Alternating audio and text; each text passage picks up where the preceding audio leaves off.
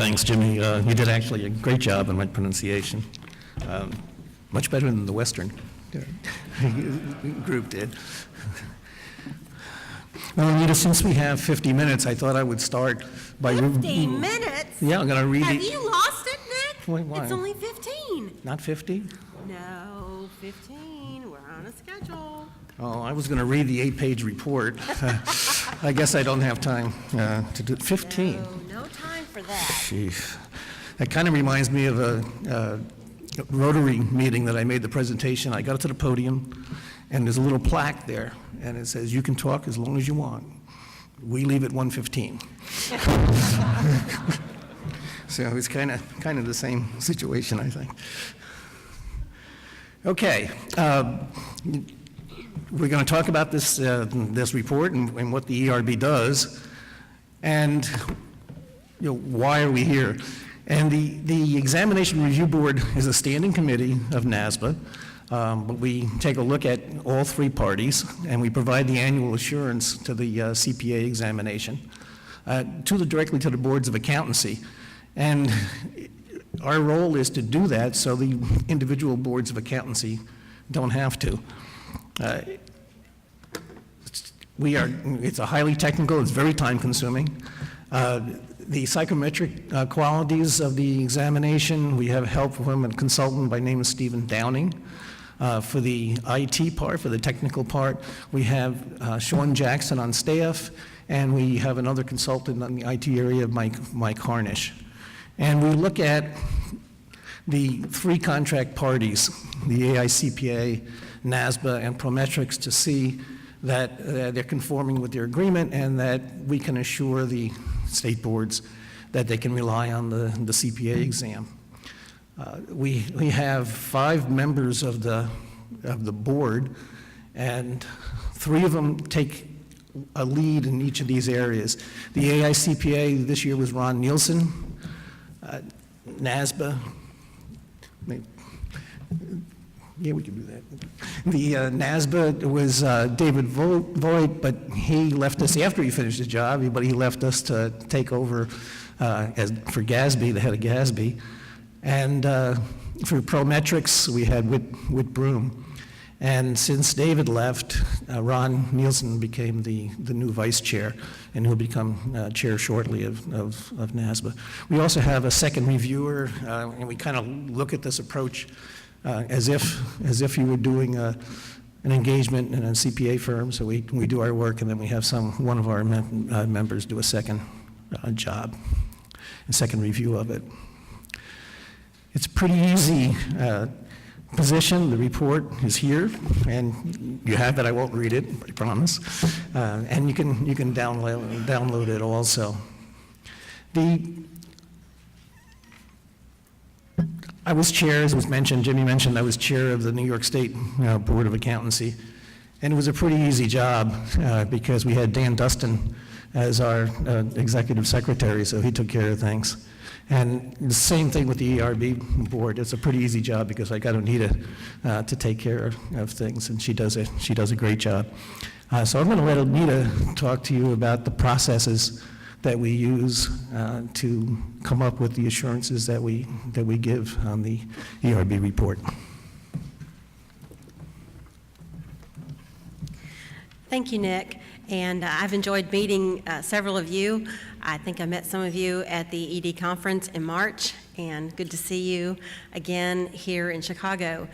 It would be very easy to say, oh, here's our report, you have our assurance, and just let you go at that. But I would like to give you some idea of the breadth of the work that we do and the approach that we take, because it's very methodical, it's very well thought out, it's very planned, and we spend a great deal of time with the Examination Review Board members in order to produce this final product, which gives assurance to you, but it's based on a lot of work.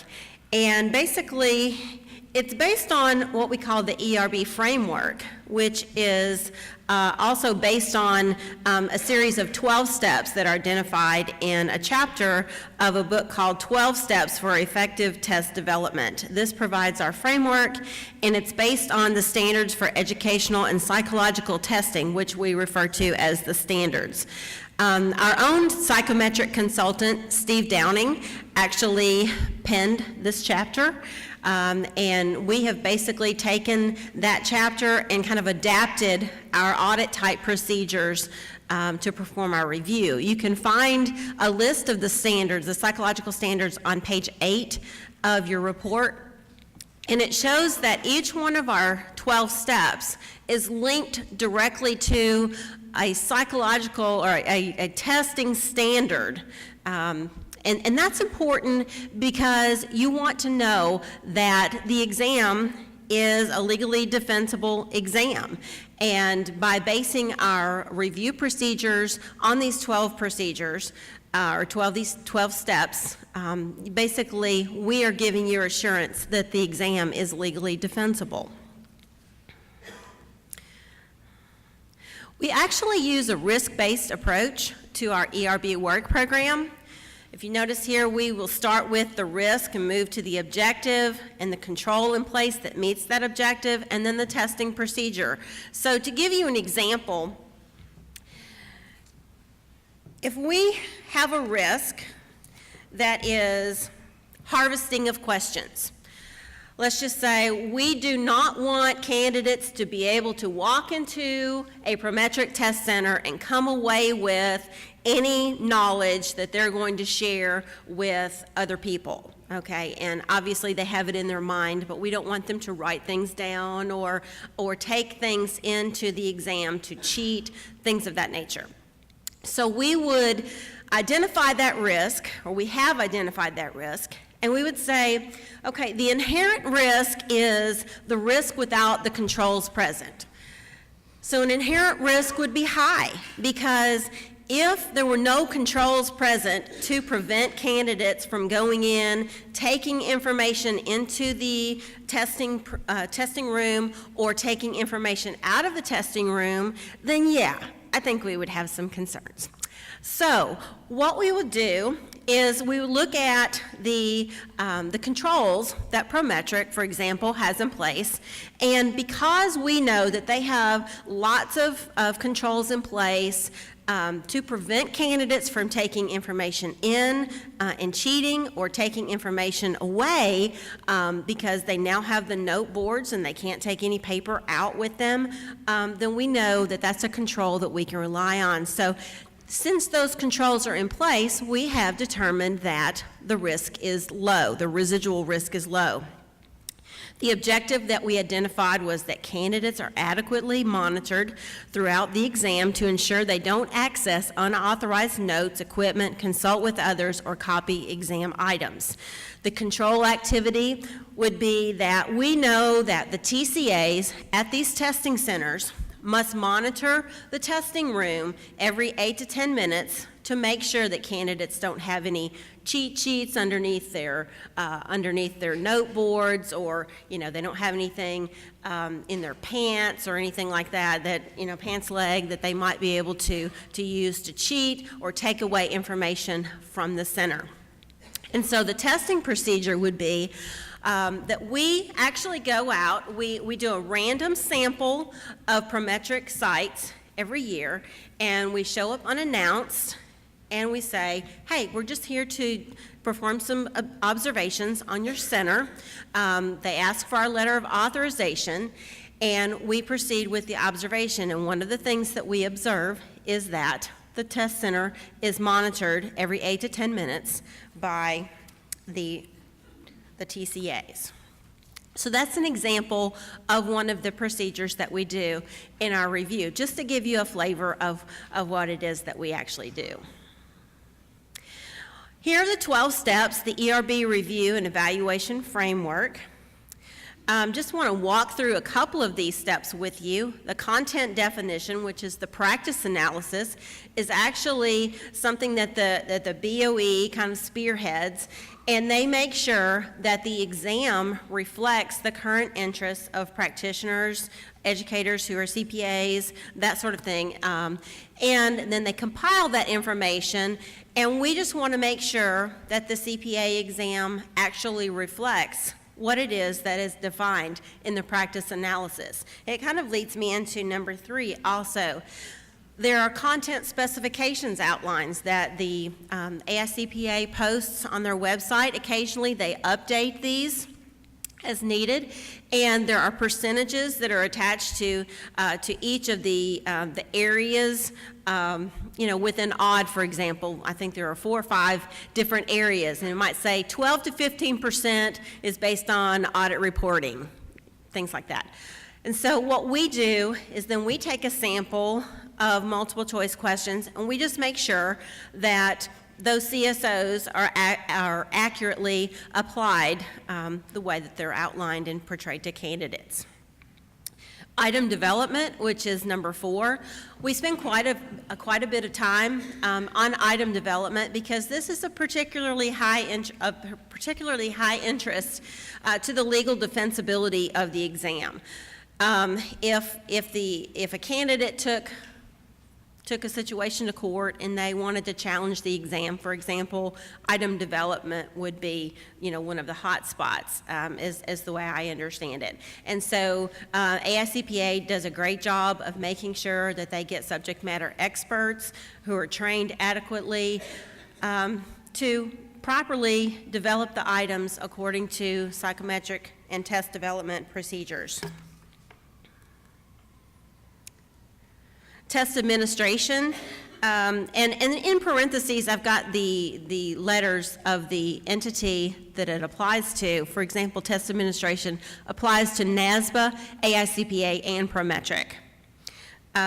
In this situation, we looked at the adaptive test function, PII, test center operations, personnel procedures, NTS expiration dates, making sure that candidates are testing according to the expiration dates of the NTS.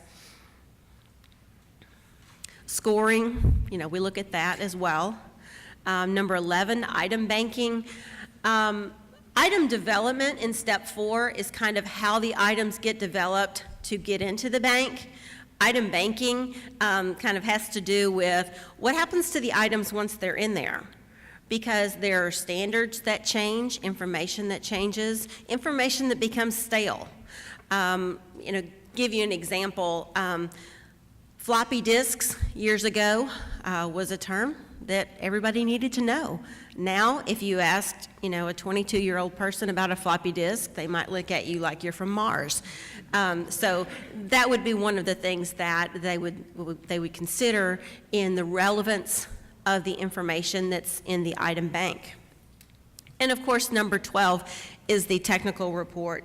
This is a particularly significant item in the role of legal defensibility because it basically outlines how the exam was developed, the parameters, the different facets of the exam from a technical aspect.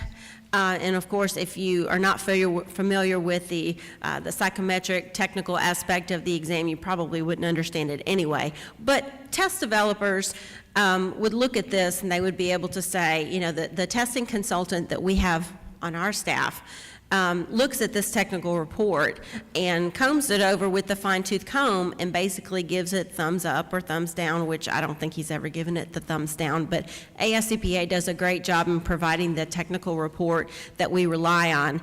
And then, of course, they deliver those scores to NASBA, who distributes them out to you. And we make sure that we have technological procedures in place to make sure that whenever information is transferred from one entity to another, that information transfer is secure, because that's very important in our current society. These are some pervasive and period-specific steps that we have looked at in the past. You can look those over. We will be available for questions after the meeting today. Hopefully this was helpful to you, and like I said, we will be available. Feel free to contact me at any time with any questions that you might have. Thank you.